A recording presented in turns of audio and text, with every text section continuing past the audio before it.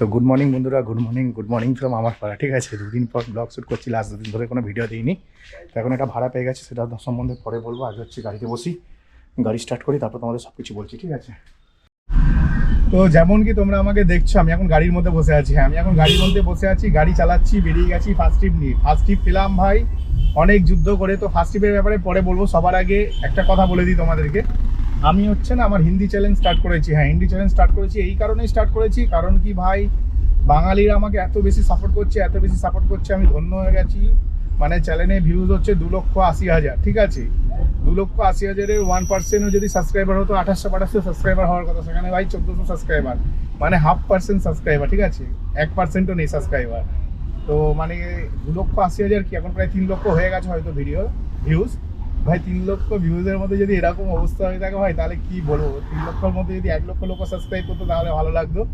তো যাই হোক, সাবস্ক্রাইব করিনি কোনো ব্যাপার না। আমি এখন একটা হিন্দি চ্যানেল আমি একটা হিন্দি চ্যানেল বানিয়েছি। তো হিন্দি চ্যানেলে মানে ভিডিও অলরেডি অনেক কটা দেওয়া হয়ে গেছে। যারা যারা বাংলা চ্যানেলে ভিডিও দেখতে পাচ্ছ না, তো আমার ওই দিন আর বাংলা চ্যানেলে ভিডিও আসবে না। ঠিক আছে, প্যাসেঞ্জার ফোন করছে, একটু কথা বলে নিন। হ্যালো, हाँ हाँ आ गया हूँ, यही तो स्टेट बैंक के सामने आ गया हूँ, बस के पीछे।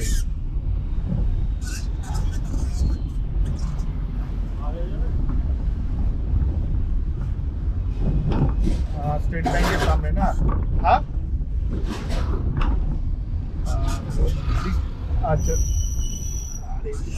हाँ हाँ हाँ इधर आ जाओ। তো যাই হোক, প্যাসেঞ্জারের কাছে এসে গেছে, আগে প্যাসেঞ্জারকে পিক আপ করে নিই, তারপর তোমাদের সাথে কথা বলছি। তো তোমাদের যেমনটা আমি বলছিলাম যে আমি হচ্ছে মানে হিন্দি চ্যানেল স্টার্ট করেছি। হিন্দি চ্যানেলে বেশিরভাগ ভিডিওটা আসছে এখন। ঠিক আছে, আমি বেশিরভাগ ভিডিও হিন্দি চ্যানেলে দিচ্ছি। তো লাস্ট দুদিন ধরে তোমরা দেখেছো যে বাংলা চ্যানেলে কোনো ভিডিও আসেনি। এর পেছনে এটাই কারণ যে বেশি ভিউজ পাচ্ছি না বা সাবস্ক্রাইবার বেশি পাচ্ছি না, যতটা আমি খাটছি তাই সেই পরিমাণে কিছু পাচ্ছি না। তো থাক, এইসব কথা বাদ দিই। যার যেটা পছন্দ হবে করবে, না করবে। তো এখন হচ্ছে একটা প্যাসেঞ্জার এনেছিলাম। হ্যাঁ, প্যাসেঞ্জারটা এতটাই কনফ্লিক্ট, তো তোমাদের কি বলবো।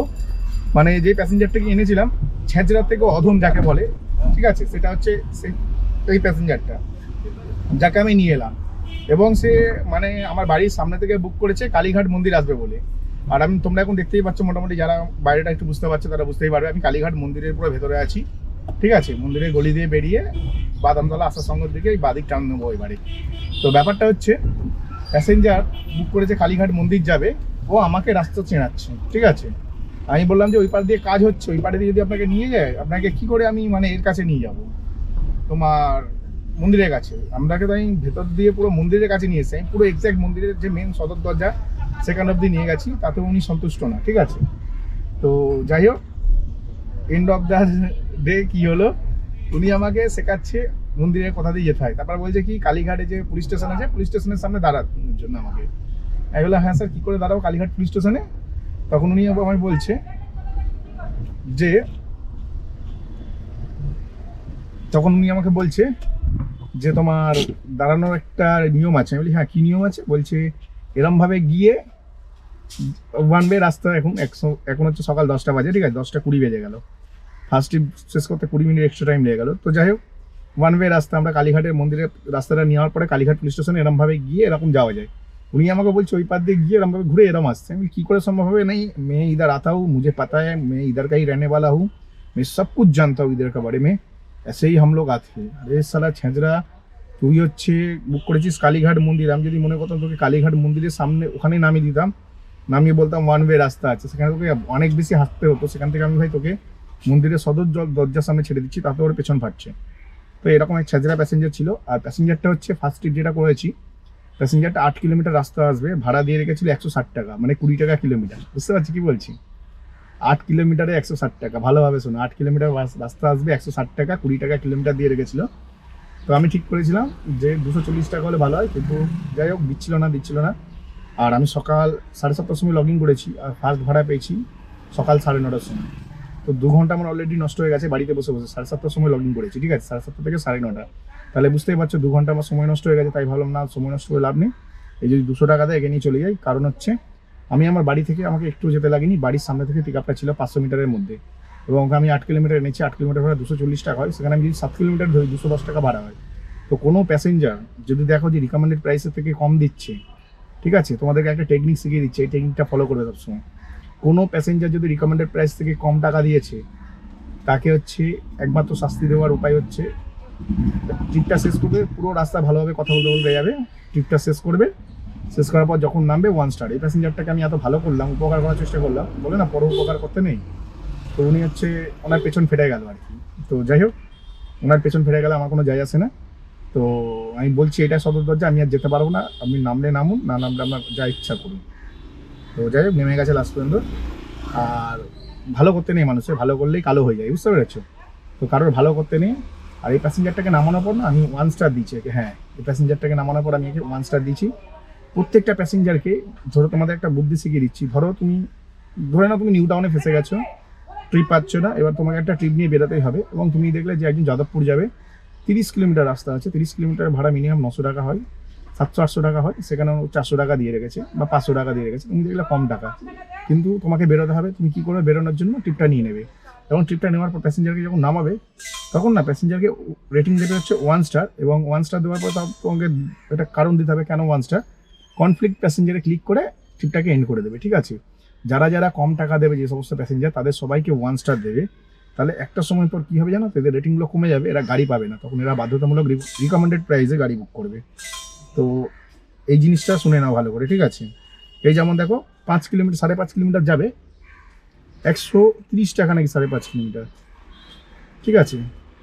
130 টাকায় 5.5 কিলোমিটার যাবে। তো আমি রিকোয়েস্ট পাঠিয়েছি 60 টাকা, আমি জানি আমাকে নেবে না, যদি নিয়ে নেয় কপাল ভালো থাকবে। সেঞ্চুরি অক্সিজেন হাউস যাবে, যেটা হচ্ছে বেস ব্রিজের কাছে। বেস ব্রিজের কাছে ভাই এখন গেলে 1 নম্বর ভাড়া পাওয়া যাবে না, সেখানে ভাই এত কম টাকায় যাবে। তো এই সমস্ত প্যাসেঞ্জারকে যদি তোমরা বাধ্যতামূলক তোমাদেরকে নিতে হয়, তো ভাই আমি তোমাদেরকে বলবো যে ভাই এদেরকে নামানোর পরে না 1 স্টার রেটিং দেবে। 1 স্টার রেটিং দিলে এরা শুধরে যাবে। তো ব্যাপারটা বুঝতে পারছো? মানে যখনই গাড়ি পাবে না এরা, তখন এরা কী করবে, ধরো তুমি যদি 1 স্টার রেটিং নাও না প্যাসেঞ্জারটা যখনই ধরো গাড়ি পাচ্ছে না, তখন সে ভাড়া বাড়াতে থাকবে, এবং একটা সময় পর সে রিকমেন্ডেড প্রাইস, মানে যেটা ওনাকে ভাড়া আসলে দেখিয়েছিল সেই ভাড়াতেই গাড়ি বুক করবে। ওই জন্য সবাইকে বলবো আমি, পলিসিটা তোমাদেরকে আমি আরও ভালো করে শেখাবো, এটা নিয়ে একটা আলাদা ভিডিও বানাবো, ঠিক আছে? তো যে প্যাসেঞ্জার কম ভাড়া দেবে, তোমাকে যদি বাধ্যতামূলক ট্রিপটা করতেই হয়, ট্রিপটা শেষ করার পরে প্যাসেঞ্জারকে 1 স্টার রেটিং দিয়ে কনফ্লিক্ট প্যাসেঞ্জারে ক্লিক করে দাও। এতে প্যাসেঞ্জারের রেটিং খারাপ হয়ে যাবে, এবং পরবর্তীকালে যখন রেটিং খারাপ হয়ে যাবে তখন কোনো ড্রাইভার তাকে রিকোয়েস্ট পাঠাবে না, তখন সে বাধ্যতামূলক রিকমেন্ডেড প্রাইসে গাড়ি বুক করবে, মানে ওনাকে যা দেখাবে সেই টাকাতেই গাড়ি বুক করবে, কখনো কমিয়ে করবে না, ঠিক আছে? কারণ আমাদের এখানে এত বেশি বার্গেনিং হয়, মানে কি বলবো, মনে হচ্ছে রিক্সা চালাচ্ছে এরকম মনে হয়, ঠিক আছে? তো যাই হোক, এখানে একটু অপেক্ষা করি। কালীঘাটের আমি এখন বাদামতলা আসার সঙ্গের কাছে আছি, তো এখানে একটু অপেক্ষা করে দেখি নেক্সট ট্রিপ কখন পাই। আর আগে বললাম 130 টাকায় যাবে সেঞ্চুরি হাউস, অক্সিজেন হাউস। তো যাই হোক, এই ট্রিপটা চলে গেছে, কেউ না কেউ নিয়ে গেছে, এরকম কোনো অনেক ড্রাইভার আছে, তো এইসব নিয়ে মাথা খারাপ করবে না, তোমার জন্য কেউ না কেউ আছে। তো আমি এখন একটা ট্রিপ পেয়ে গেছি, হ্যাঁ ট্রিপ পেয়ে গেছি বলতে গেলে তোমাদেরকে দেখালাম 130 টাকায় যাবে বলছিল, তো সেটা নিয়ে যাইনি। তারপরে হচ্ছে আমি অন্য আর একটা ট্রিপ পেয়ে গেছি বলতে গেলে, আমি হচ্ছে তোমার এখন যাব হচ্ছে শোষণার দিকে। তো আমার একটা ফোন ঢুকছে, তো আমি তোমাদেরকে এই ট্রিপটার ডিটেলস একটু পরে বলছি। তো তোমাদেরকে আমি যেমনটা বলেছিলাম যে আমি একটা প্যাসেঞ্জার নিয়ে যাচ্ছি, তোমাদের ডিটেলসটা পরে বলবো, কারণ সেই সময় আমার ফোন এসে গেছিলো একটা, ঠিক আছে? তো ভাই আমি চলে এসেছি যোধ শিবরামপুরটা হচ্ছে গ্রিনফিল্ড সেক্টরি থেকেও প্রায় 700 মিটার দূরে, ঠিক আছে? মানে বলতে পারো নারায়ণা স্কুল যে দিকটাতে, ওই দিকটাতে চলে এসেছি। কিন্তু ব্যাপারটা হচ্ছে এখান থেকে ভাড়া পাওয়া যায় না, এবং আমি কত টাকায় ভাড়া এনেছি সেটাও তোমাদের একটু বলে দিই। প্যাসেঞ্জারটা সত্যি কথা বলতে ভালোই ছিল, খুব একটা খারাপ ছিল না, যার কারণে না আমার কোনো অসুবিধা হয়নি। আমি প্যাসেঞ্জারটাকে এনেছি হচ্ছে 11 কিলোমিটার রাস্তা এনেছি। 11 কিলোমিটার রাস্তা 330 টাকা হয়, কিন্তু ওনাকে দেখিয়েছে 321 টাকা। তো উনি আমাকে 321 টাকাই দিয়েছে, এবং শুধু তাই না, উনি হচ্ছে মানুষটা ভালো ছিল, খারাপ ছিল না, মানে যতটুকু আর কি রিকমেন্ডেড প্রাইসে দেখিয়েছিল তো ততটুকুই দিয়েছে। তো ব্যাপারটা হচ্ছে ওইটা না, ব্যাপারটা হচ্ছে প্যাসেঞ্জারটা আমাকে চৌরাস্তায় ওয়েট করানোর পরেও আমি ভেবেছিলাম 1 স্টার দেবো, কিন্তু উনি আমাকে ভালো টাকা দিয়েছে। তো উনি হচ্ছে আমাকে ভালো টাকা দিয়েছে, খুব একটা খারাপ টাকা দেয়নি, কারণ হচ্ছে ওনাকে ভেবেছিলাম আমি 1 স্টার দেবো। মানুষটা খারাপ না, মানুষটা ভালো, কিন্তু আমি ভেবেছিলাম ওনাকে 1 স্টার দেবো একটা কারণে, কারণ উনি আমার চৌরাস্তায় প্রায় 10 মিনিটের মতো দাঁড়িয়ে গেছিলো, যার মধ্যে এত গরম পড়ে গেছে ভাই, গাড়িতে এসি বন্ধ করা একদম সম্ভব হচ্ছে না, প্রচণ্ড গরম। আগের দিন হচ্ছে ছিল সোমবার, কোনোদিন আমি সোমবার দিন ছুটি করি না, ঠিক আছে? আমি রোদ দেখে সোমবার দিন সকালবেলা একটা বেরোলাম না, এবার বিকেলে বেরোবো ভাবলাম, কিন্তু বিকেলেও দেখলাম যে ট্রিপ করতে পারলাম না। বিকেলে দেখি সব এত কম টাকার ভাড়া, অত কম টাকায় ভাই গাড়ি চালানো সম্ভব না, তাই বিকেলবেলাও কাজে যেতে পারিনি। তো ব্যাপারটা হচ্ছে এই প্যাসেঞ্জারটা আমাকে 320 টাকার জায়গায় 350 টাকা দিয়েছে, 30 টাকা বেশি দিয়েছে। তো আমি যে দাঁড়িয়ে থেকে যে এসি তেলটা পড়েছি সেটা মানে উনি পূরণ করে দিয়েছে, কিন্তু এটা সবাই দেয় না এরকম। তাই আমি প্যাসেঞ্জারটাকে 5 স্টার দিয়েছি। আর আমি যোধ শিবরামপুর দেখেছি, নিয়ে তো চলে এলাম, কিন্তু এখান থেকে ভাই একটিও ভাড়া নেই। এই হচ্ছে তোমার রিফ্রেশ করে দেখাচ্ছি তোমাদেরকে, পুরো একটিও ভাড়া নেই। আমি অ্যাকচুয়ালি ফুল ফেসে গেছি এখন যোধ শিবরামপুর, ঠিক আছে। যোধ শিবরামপুরটা তোমাদের বলে দিলাম, গ্রিনফিল্ড সিটি থেকে ক্রস করে আরও প্রায় 700 মিটার যেতে হবে, বা 1 কিলোমিটারও বলতে পারো, ঠিক আছে। তো এখন বসে আছি যোধ শিবরামপুরে, কিন্তু এখান থেকে কতক্ষণে ভাড়া ঢুকে হয় বোঝা প্রচণ্ড মুশকিল, কারণ একটিও ট্রিপ নেই, কিন্তু গাড়ি অনবরত এইদিকে সব ঢুকছে। তো ব্যাপারটা বুঝতে পারছি না, কারণ আমাদের কলকাতা শহরের ট্রিপের অবস্থা একটু খারাপ আজকে। কিছুদিন আগে পর্যন্ত না ভাড়ার অবস্থা ভালো ছিল, কিন্তু হঠাৎ করে মনে হচ্ছে আমার কাল থেকে ব্যবসাটা একটু ডাউন চলছে, কারণ কালকে আমি ঠিকঠাক ট্রিপ পাইনি, যার জন্য কাজে যাইনি। এবং আজকে আমি যদিও বা মানে 2 ঘন্টা পর ট্রিপ পেয়ে বেরোলাম, এখন চলে এসেছি যোধ শিবরামপুর। এখন সময় হচ্ছে সকাল 11:34। তো ভাই 11টার সময় এসে যদি এখান থেকে ট্রিপ না পাই তাহলে আর কিছু করার নেই, ঠিক আছে। 11:30 বাজে। তো দেখা যাক কতক্ষণ এখান থেকে ট্রিপ পাই। তো তখন তোমরা ভাই চ্যানেলটাকে লাইক করে দাও, সাবস্ক্রাইব অবশ্যই করে দাও। তো যেমনটা আমি তোমাদের বলেছিলাম যে আমি এখান থেকে নিয়ে গেলে ঠিকঠাক যে ভাড়া দেবে ভাই তাকেই নিয়ে যাও, পরিষ্কার কথা ভাই। আমার ভাই কোনো চোকাচুরির কথা নেই, পরিষ্কার কথা। যে ঠিকঠাক মানে 30 টাকা কিলোমিটারের নিচে দিলে ভাই গাড়ি চালাবো না। খালি ঘর থেকে বেরোনোর সময় 30 টাকা কিলোমিটারের নিচে নিয়েছিলাম, কারণ ভাই এত ছেঁচড়া মানুষ পেয়েছিলাম সকাল থেকেই, তার জন্য ভাই নিতে বাধ্য হয়েছিলাম। ওখান থেকে বেরোতে হবে, অলরেডি 2 ঘন্টা আমার দেরি হয়ে গেছিলো। তো এখন হচ্ছে গ্রিনফিল্ড সিটি থেকে বুকিং পেয়ে গেছি, যাবে হচ্ছে 11 কিলোমিটার রাস্তা ভবানীপুর সিমেট্রি। তো সিমেট্রি আমার জন্য একটা ভালো জায়গা, কারণ ওখানে আমার নিজস্ব পার্কিং আছে, মানে আমার কেনা পার্কিং, ঠিক আছে। তো 330 টাকা হয়, আমি নিয়েছি 350 টাকা ফর 11 কিলোমিটার। তো 11 কিলোমিটার রাস্তা না, অ্যাকচুয়ালি 10 কিলোমিটার রাস্তা হবে, ঠিক আছে। 10.5 কিলোমিটার বা 10 কিলোমিটারের মধ্যেই হবে। তো এখন হচ্ছে যাবো হচ্ছে প্যাসেঞ্জারের কাছে পিক আপ করতে। তো মোটামুটি এসেই গেছি, এই গ্রিনফিল্ড সিটির কাছে এসেছি। বাদিক নেবো, বাদিক নিলেই ঢুকে যাবো হচ্ছে গ্রিনফিল্ড সিটির গেটে। অটোটা এমনভাবে দাঁড়িয়ে আছে পুরো মাঝ বরাবর, ঠিক আছে, না ওই পার দিয়ে ঢুকতে পারবো না এই পার দিয়ে। তো যাই হোক, গ্রিনফিল্ড সিটির ভেতরে ঢুকে গেছি এখন। ঝট করে একটুখানি মানে কি বলবো, তাড়াতাড়ি করে যাই প্যাসেঞ্জারের কাছে। আর এখানে গাড়ি ভর্তি বলতে গেলে প্রচণ্ড গাড়ি আছে, প্রচুর গাড়ি আছে, ঠিক আছে। ভুলভাল বলছি আমি একটু, প্রচুর গাড়ি আছে। কিন্তু যাই হোক, প্যাসেঞ্জার তো আমাকে সিলেক্ট করলো, আমার ভীষণ ভালো লাগলো। তো এখন হচ্ছে যাচ্ছি আমি প্যাসেঞ্জারের কাছে, প্যাসেঞ্জারকে পিক আপ করে নিয়ে যাবো সিমেট্রি। কিন্তু সিমেট্রির ওখান থেকে না, ভবানীপুর সিমেট্রির ওখান থেকে ভাড়া পাওয়াটা একটু চাপের, কারণ ওই দিকটা তো গাড়ি ভর্তি থাকে। তো চেষ্টা করবো ওই দিকটা থেকে মোটামুটি তাড়াহুড়ো করে যদি বেরিয়ে যেতে পারি একটা ট্রিপ নিয়ে, যে কোনো মানে টালিগঞ্জের দিকে বা যাদবপুরের দিকে, রুবির দিকে, বা তোমার রুবি না গড়িহাটের দিকে, বা তোমার রাজবাড়ির দিকে একটা ট্রিপ নিয়ে বেরিয়ে যাওয়াটা ভালো। আর যদি না ফেরালে খালি গাড়ি নিয়ে রাজবাড়ি বেরিয়ে যাবো, কারণ হচ্ছে ভাই ওইদিকে বসে থাকার কোনো মানে হয় না, ঠিক আছে। তো চলো প্যাসেঞ্জারকে পিক আপ করে নিই, তারপর কথা হবে নেক্সট ট্রিপে। তো যেমনটা আমি তোমাদের বলেছিলাম যে আমি এখন আসছি সিমেট্রির কাছে। হ্যাঁ, সিমেট্রির কাছে তো এসে গেছি, কিন্তু ভাই গাড়ি ঘোরাতে গিয়ে যা অবস্থা হলো, মানে তোমাদের বলে বোঝাতে পারবো না। বিশাল বড় বড় গাড্ডা, মনে হচ্ছিল লে লাদাখের থেকেও ভালো জায়গায়, এর থেকে ভালো জায়গা হচ্ছে লে লাদাখ, ঠিক আছে। তো আমি এই সামনে একটা বাদিকে গলি আছে, ওইটাই না ঢুকিয়ে ভুল করে ওইটাই ঢুকে দিয়েছি। আর লোকটা দেখছে, এবং পেছন দিক দিয়ে সার্জেন্ট এসে গেছিল, ঠিক আছে। আর আমি যদি ওখান থেকে ইউটার্ন নিই, যেমন আমার পেছন দিকে ট্যাক্সিটা ইউটার্ন নিচ্ছে, ঠিক আছে, আমি যদি ওখান থেকে ইউটার্ন নিই কেস খেয়ে যাবো। এবার হচ্ছে মানে পুলিশের সামনে ব্যাগ গিয়ারে লাগিয়েছিলাম, তারপরে এখন অ্যাটিটিউড করেছি যেন হচ্ছে গাড়ি তুলতে পারছি না, তাই হচ্ছে একটু ব্যাগ গিয়ারে করে একটু জোরে করে তুললাম আর কি। তো এতক্ষণ পর একটা সত্যি কথা বলতে ভীষণ ভালো প্যাসেঞ্জার পেয়েছিলাম। প্যাসেঞ্জার সত্যি কথা বলতে একদম অসাধারণ প্যাসেঞ্জার ছিল। প্যাসেঞ্জারকে নামিয়ে দিয়েছি, এইমাত্র জাস্ট নামালাম। আর যথেষ্ট ভালো ট্রিপ করলাম এই ট্রিপটা, সত্যি কথা বলতে সলিড ট্রিপ করেছি। এবং প্যাসেঞ্জারকে নামানোর পরে আমি এখন সিমেন্ট্রির সামনেই দাঁড়িয়ে আছি। দাঁড়ানোর পরে অ্যাকচুয়ালি এখান থেকে না ভাড়া পাওয়াটাও মুশকিল ব্যাপার। তো দেখা যাক এখান থেকে কতক্ষণে ভাড়া পাই। ভেবেছিলাম তো আমি এখান থেকে ইনস্ট্যান্ট ভাড়া পেয়ে যাবো। তো তার আগে আমি একটা পার্কিং করবো, কারণ ভাই ইনড্রাইভে ভাই রিচার্জ শেষ হয়ে গিয়ে -9 টাকা হয়ে গেছে।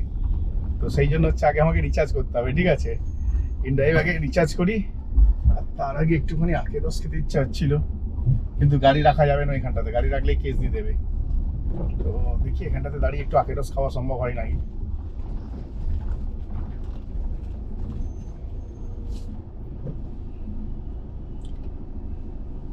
এখানে দাঁড়ানো যাবে না, এখানেও দাঁড়ানো যাবে না। তো চলো আগে পার্কিং খুঁজি, পার্কিং খোঁজার পরে না, তারপরে হচ্ছে আমি মানে নেক্সট ট্রিপ যখন হবো তখন তোমাদের সাথে কথা বলবো। আর পার্কিং খোঁজার পরে হেঁটে হেঁটে এসে এখানে আখের রস খাবো ঠিক করেছি। তো চলো আগে সোজা পার্কিংটাই খুঁজি, এটাই বেস্ট হবে, কারণ এখানে ফালতু রাস্তার মধ্যে লাগবো, ঝামেলা হবে। ঝামেলা ভাই আমার পোষায় না।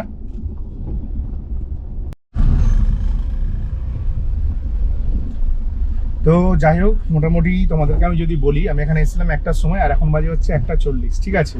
1টার সময় আসিনি, আমি এখানে এসেছিলাম 1:45 নাগাদ, এখন বাজে 1:40, ঠিক আছে, মানে 50 মিনিট বসেছি।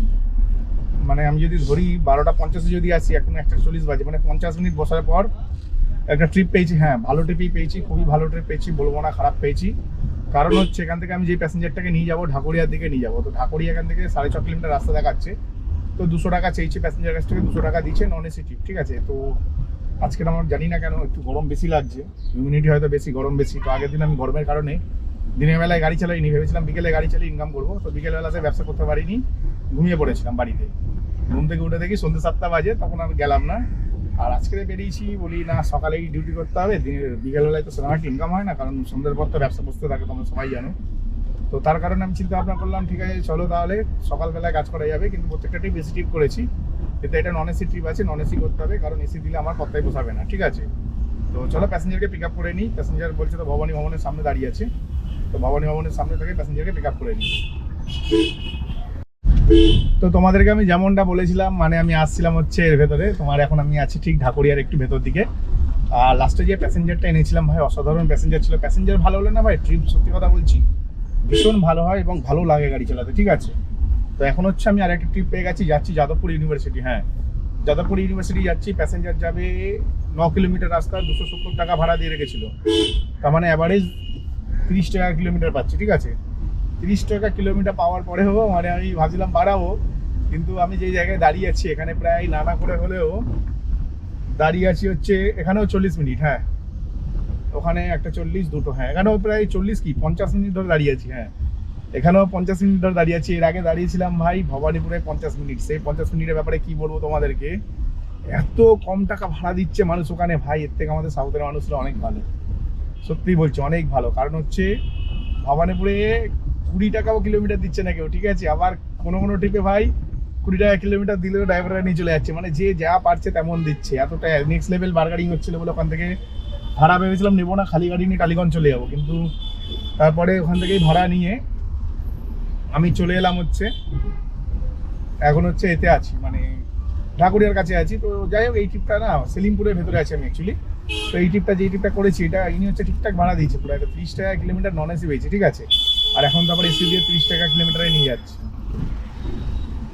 আর কিছু মানুষ আছে না অকারণে এত হর্ন বাজায়, এদের কি করতে জানো, এদেরকে ওই যে ব্যান্ড পার্টির যে ব্যান্ডের যে বাঁশি পাওয়া যায় না, প্যা প্যা প্যা প্যা প্যা প্যা প্যা প্যা করে বাজে, ওই মালসালা কানের মধ্যে ঠেকিয়ে আর বাজাতে হয় এই সমস্ত ড্রাইভারদের, বুঝলে। তাহলে এরা বুঝতে পারবে সাউন্ড, শব্দ দূষণে কেমন লাগে। তো যাই হোক, মোটামুটি আশা করছি ভালো ট্রিপ হবে এই ট্রিপটা, মানে যে ট্রিপটা এখন আমি করবো। আর পিক আপ করতে যাচ্ছি না 9 কিলোমিটার, মানে প্যাসেঞ্জার তো 7 কিলোমিটার, হ্যাঁ 9 কিলোমিটার যাবে। তো 9 কিলোমিটারে ভাই যা ভাড়া দিচ্ছি ঠিকঠাক আছে, কোনো ব্যাপার না। কিন্তু আমি যদি বাড়াতাম না হয়তো ট্রিপটা পেতাম না। কারণ বলছি পেতাম না, কারণ আমি আজকে বিজনেসটা দেখছি একটু ডাউন আছে। হয়তো গরমকালে পড়ছে, ওয়েদার চেঞ্জ হচ্ছে বলে মানুষ বেরোচ্ছে না, নাকি না এখন মানুষের কোনো দরকার নেই বলে বেরোচ্ছে না, এরকম হতে পারে, গরমের জন্য বেরোচ্ছে না, ঠিক আছে। তো যাই হোক, ব্যবসাটা একটু ডাউন বললে বলা যেতে পারে, কারণ সকালবেলা আমাদের বাড়ির কাছে 2 ঘন্টা নষ্ট হলো, তারপরে একবার নষ্ট হলো 1.5 ঘন্টা 50 মিনিট, আবার এখন নষ্ট হলো 50 মিনিট, মানে টোটাল সব মিলিয়ে 4 ঘন্টা নষ্ট হয়ে গেল। এই 4 ঘন্টা যদি থাকতো না, তখন আরো 1000 টাকা ইনকাম হয়ে যেত, 1200 টাকা ইনকাম হয়ে যেত। তো যাই হোক, যা হয়েছে বাদ দিই, এখন এই ট্রিপটা নিয়ে যাই। আর হ্যাঁ, এই প্যাসেঞ্জারটাকে পিক আপ করতে যাচ্ছি 2 কিলোমিটার দূর থেকে, ঠিক আছে। 2 কিলোমিটার দূর থেকে গেলেও মানে প্রফিট তো হবেই, ঠিক আছে, প্রফিট হবে। আর ওই পার থেকে ট্রিপ পাওয়াটা একটু ক্রিটিক্যাল আছে, কারণ ওই পার থেকে ট্রিপ পেতে গেলেও ভাই দম বেরিয়ে যাবে, এরকম ব্যাপার। তো এখানেও তো জ্যাম লেগে গেছে, মানে যেখানেই যাচ্ছি সেখানেই ভাই ভুলভাল হচ্ছে, কি বলবো।